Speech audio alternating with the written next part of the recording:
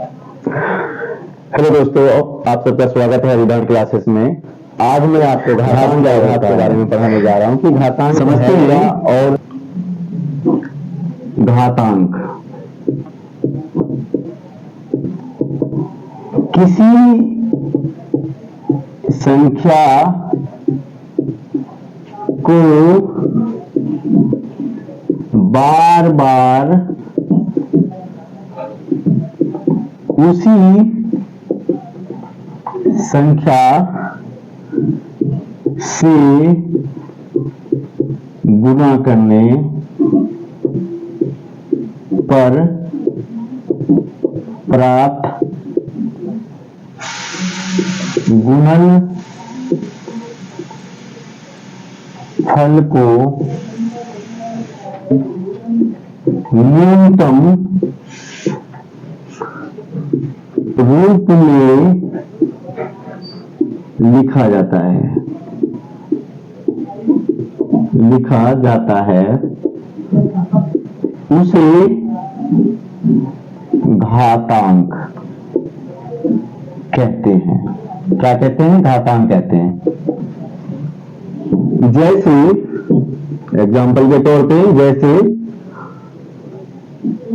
10 को 10 into 10 into 10 into 10 into, इसको लिखेंगे कैसे लिखेंगे? कितनी बार है? 1 2 3 4, तो क्या हो जाएगा? ये 10 का पावर 4। इसी तरह दूसरा एग्जाम्पल लेते हैं, 5 इंटू 5 इंटू 5 इंटू 5, तो क्या हो जाए?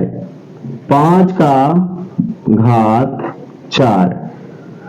इसी प्रकार तीसरा एग्जांपल लेकर हम कर सकते हैं कि अगर a का पावर 5 है तो उसको कितने बार लिखेंगे? 5 बार। तो a into a into a into a into a।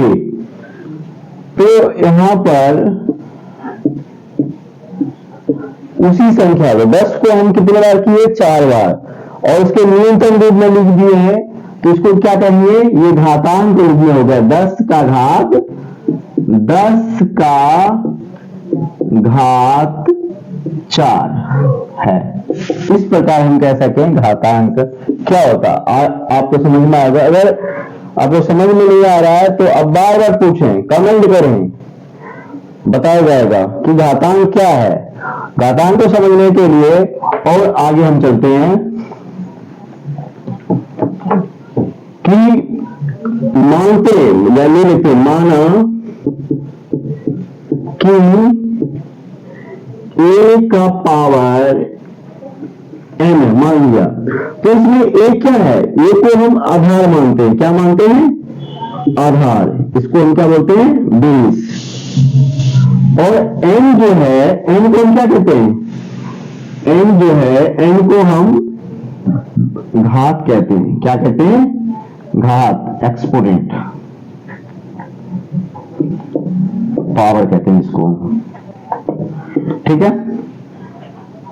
तो घात को हम एक्सपोनेंट कहते हैं या पावर कहते हैं।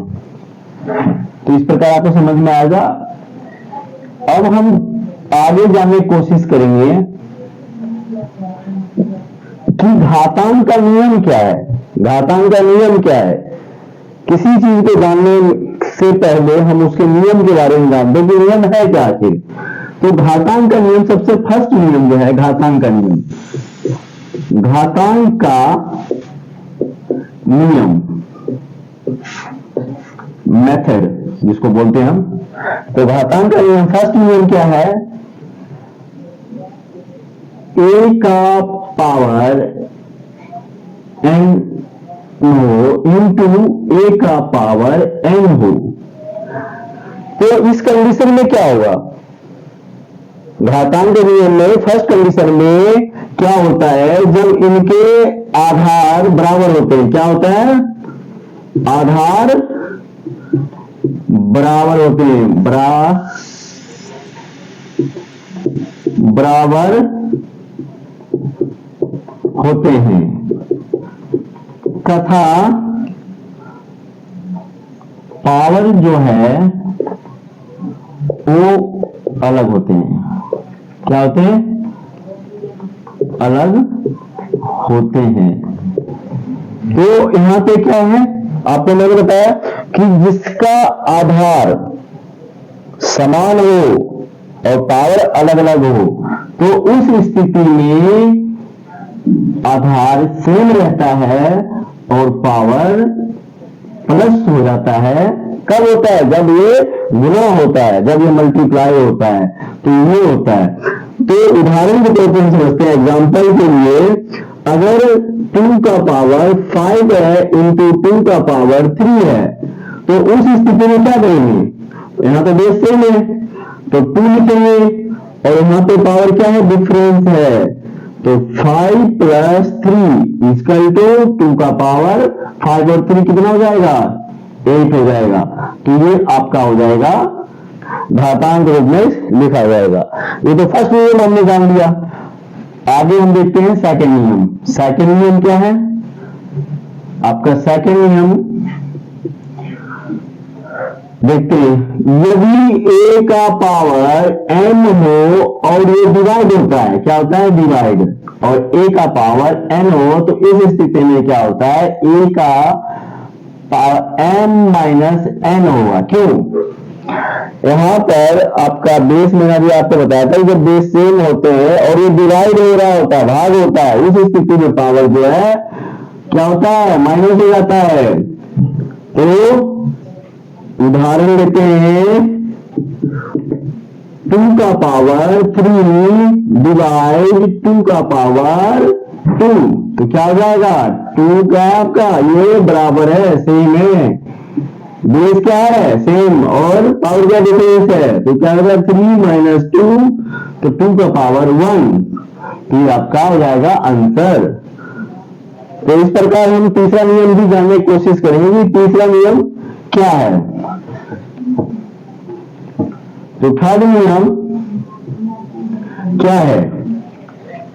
तो यदि a का पावर क्या है? 0, तो इस स्थिति में क्या होगा? आंसर 1 होगा।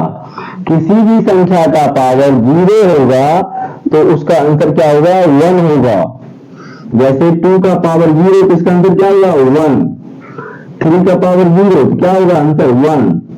तो हम इस प्रकार हम कर सकते हैं। ये थर्ड नियम होता है, ये आपको याद करना पड़ेगा। और फोर्थ नियम क्या कहता है? फोर्थ नियम देखते हैं। फोर्थ नियम क्या है? फोर्थ नियम में है, यदि बेस क्या होता है? अलग अलग। बेस क्या होता है बच्चे? अलग अलग। यदि a का पावर n हो और इंटू हो रहा है, क्या हो रहा है? इंटू, और b का पावर n हो, तो इस स्थिति में क्या होगा? आधार तो आपका अलग अलग है लेकिन पावर सेम है, तो इस स्थिति में क्या करेंगे? मल्टीप्लाई, a का b का पावर m हो जाएगा। जैसे 2 का पावर 3 इंटू में 3 का पावर 3, तो क्या हो जाएगा? इन दोनों का आपस में मल्टीप्लाई करेंगे, 3 दूनी 6, और ये क्या हो जाएगा? सेम है तो सेम रह जाएगा, तो ये आपका सेम जाएगा। फोर्थ कंडीशन है।